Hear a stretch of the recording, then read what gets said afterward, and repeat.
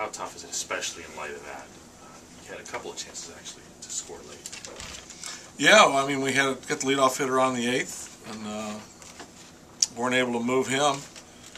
A couple shots at running him, but weren't able to move him. And then, of course, you get that, like you said, Deshaun, you get the leadoff hitter on third base.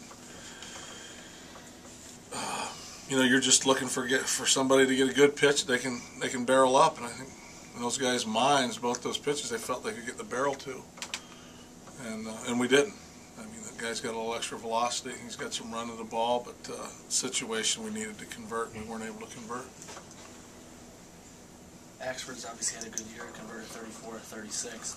Once that runner got on third and what he did, your 1, 2, and 4 hitter, what did it look like? Did he bring anything extra, or just was able to fool him?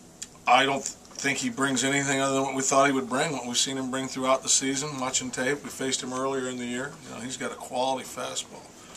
Ball sinks, he's got some run to it. He moves it around. Big-time breaking ball. That's a big drop in velocity, but he throws off the fastball. So, unfortunately, we weren't able to produce when we had the opportunity. Paul squared a ball up and got where he got to, and we needed to find a way to score that run. We didn't do it. So, you give their closer some credit, but that's an opportunity that we need to cash in. First 5 innings, you couldn't get anything mustered against their starter, which, you know, he was a spot starter. What did he do that apparently he had you guys? You know, he threw strikes, number one. He mixed in some breaking balls, change-ups. Basically, he threw strikes, and he kept the ball down. We haven't been, you know, in a real momentum-building place offensively for a while. Off guys, and you'd like to think you can throw something on Estrada when he comes in. You know, he hadn't gone, what, 2 or more than 2 innings since the end of June. I think 1 4-inning stint and 1 hitter, 5 shutout innings. We needed to do better. You know, he made pitches, but I think looking back, we had some pitches we could have hit. We just didn't get the barrel on anybody today. Were you okay with the approach to hit the first pitch on those 2 instances? I'm assuming they were zoning for a fastball. They were zoning for a fastball. We looked at the tape. Hitting a 97-mile-an-hour fastball is one of the bigger challenges in sport. I think both guys got pitches in areas that they're able to do things with and didn't get it done. Yeah, you can wait him out and give him strike 1 and then go from there. Sometimes that's problematic. So if you think you got a pitch to hit, I don't have any problem firing up. If the balls would have been completely out of the strike zone, that's when you have a situation that you were too eager, too aggressive. I think both guys felt confident. They saw it out of his hand that they could get the barrel to it and make it happen. It didn't work that way. Is there something different you could have done with the approach against Estrada, perhaps? Yeah, we could have hit him more. I mean, you know, we're setting up these guys. We see the tape. We know what they're going to throw. We're getting down in counts. They're coming right at us.